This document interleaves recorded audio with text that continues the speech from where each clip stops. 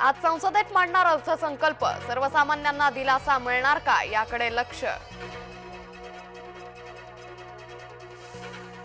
आजपासून auto taxi भाडेवाढ लागू, टॅक्सीचं किमान भाडं 28 ऐवजी आता 32 रुपये, तर ऑटोचं भाडं 23 ऐवजी 26 रुपये।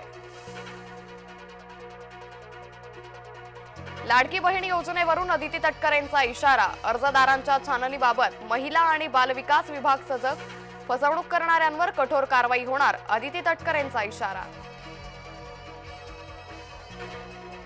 उपमुख्यमंत्री अजित पवार बारामती दौऱ्यावर, विविध विकास कामांची पाहणी, विविध विकास कामांचं करणार उद्घाटन।